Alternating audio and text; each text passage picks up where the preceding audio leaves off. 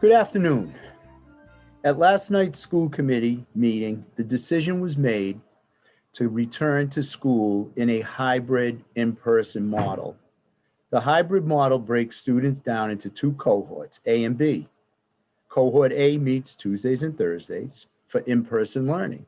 Cohort B meets Wednesday and Friday for in-person learning. The cohorts are created alphabetically by last names. If you are not sure what cohort your child is in, please contact the school directly.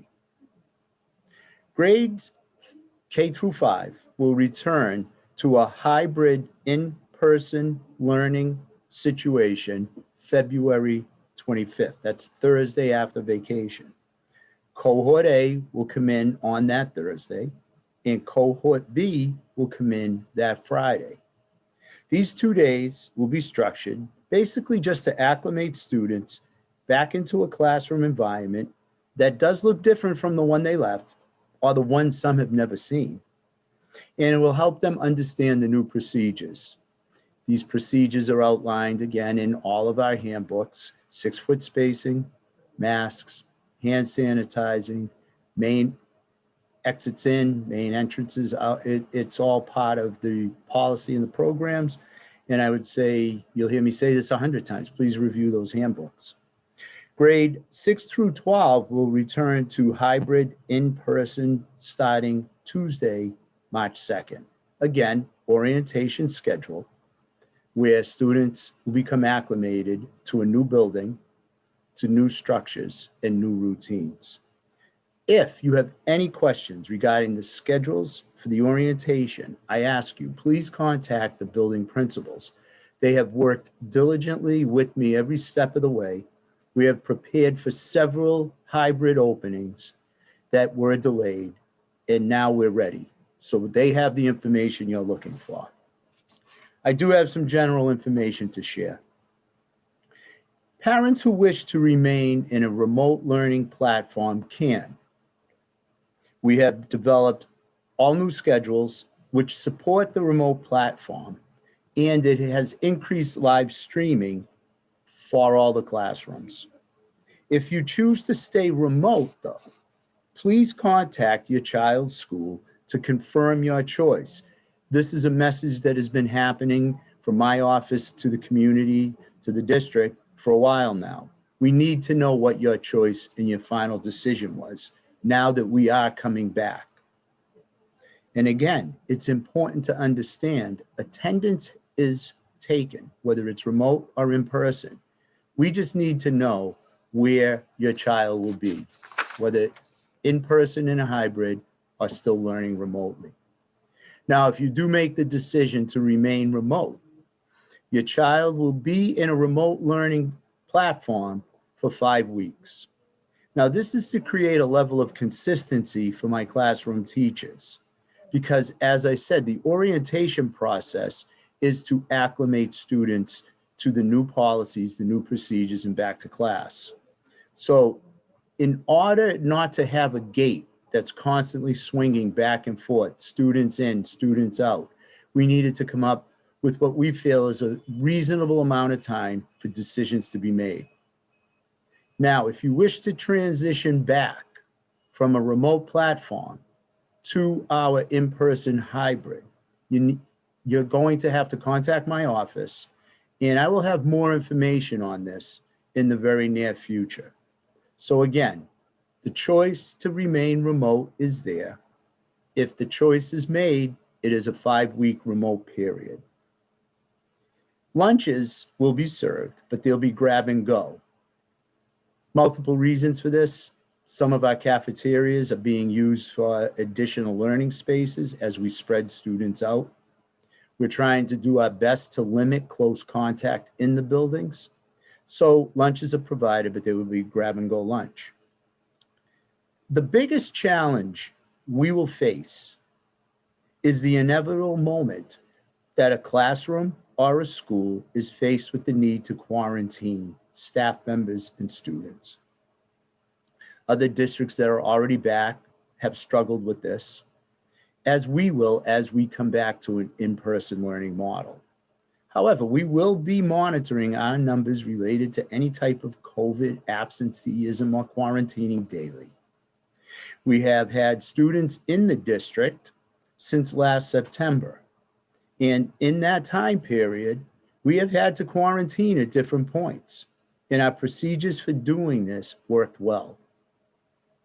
If for whatever reason we must quarantine a classroom, parents will be notified early and the classroom will enter a 10-day remote learning platform.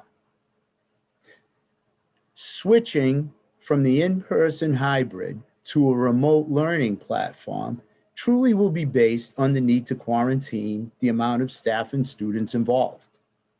Much like a snow day, you may get a call early in the morning that your child's class, perhaps a team, or a school may be working remotely for 10 days.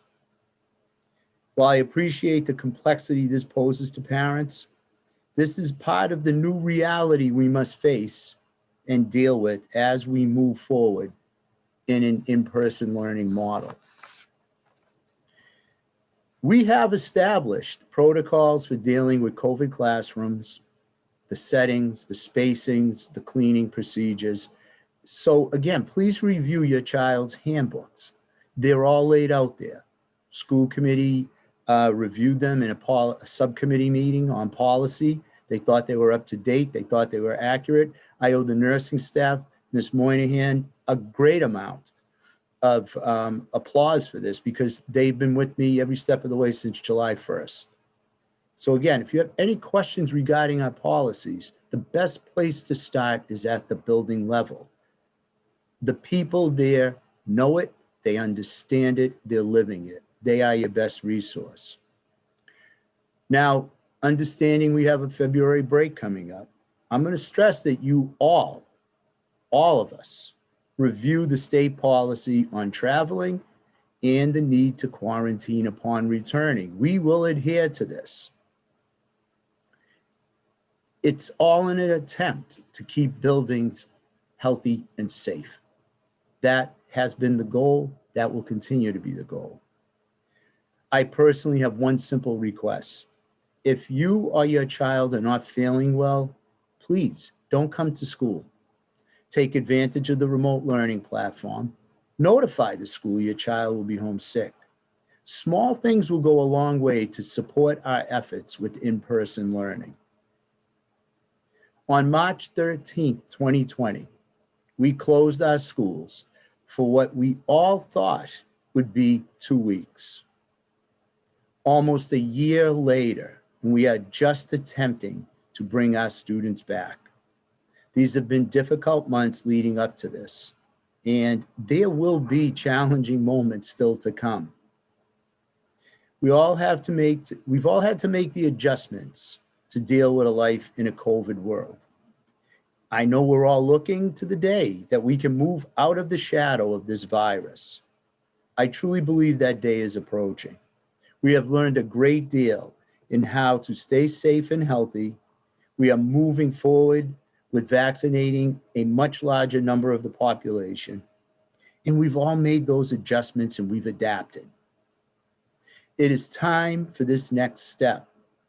I ask you follow the proper procedures outlined by state and local agencies. I encourage you, wear masks, do your best to socially distance, and wash your hands.